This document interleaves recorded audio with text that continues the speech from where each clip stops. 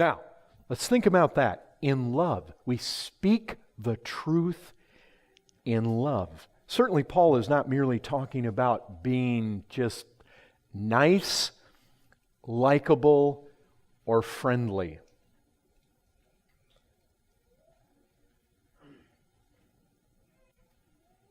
I suspect that the Apostle Paul would, by lots of people, not be considered a nice guy. Oh, he loved. But he said hard things. Our Lord Jesus Christ said very hard things. And I'm not saying that there's anything wrong with being nice or likable or friendly, but that's too often the picture put forward by this world around us.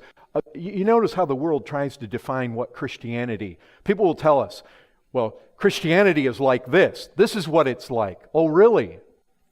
Why do you think that? Well, just they've invented what they think Christianity is supposed to be like. As long as Christians, the world basically has this idea Christians are harmless. There is an aspect to that.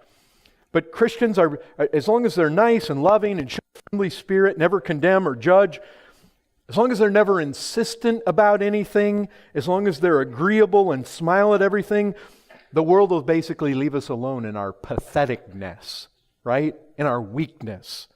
Now there's a good way to be weak, and there's a bad way to be weak.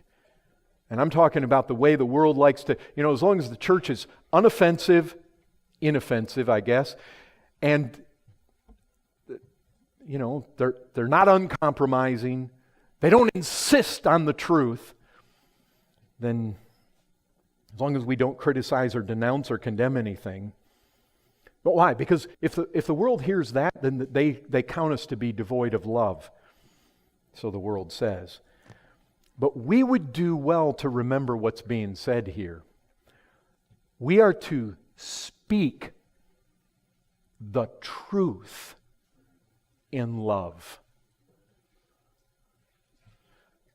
That's important. Truth. That means we're unbending in our love. And there's a reason. I mean, is there not reason to be unbending? People go to hell through deception. Being blown about by every wind of doctrine. There's human cunning. There's craftiness and deceitful schemes. What is being schemed? It's the destruction of men's souls. There's a devil who seeks to deceive, to destroy, to damn. We're not playing a lightweight game here. And I'll tell you this, truth sets men free. Truth saves men's souls. Truth. Thy word is truth. Jesus Christ is truth. We are to preach the truth in love. Truth.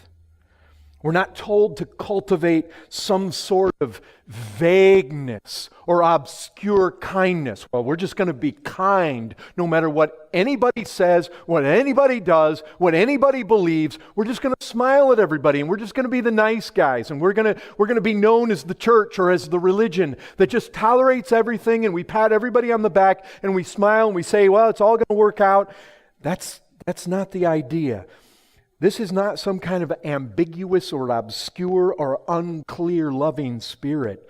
Brethren, we must be uncompromising when it comes to truth.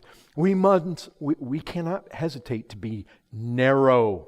We must not put niceness before truth, ever, because error destroys. Error damns. And you know what? You got people, they come across looking nice, but really they don't want any conflict. And they're not willing to love people enough to tell the truth. I was thinking as Bobby was going through that, you think about Peter. Peter was preaching to the people, and he said to them, "You killed your Messiah." Or you think of the Apostle Paul, "You foolish Galatians." Yeah, and you think Peter loved those people. Paul loved those people.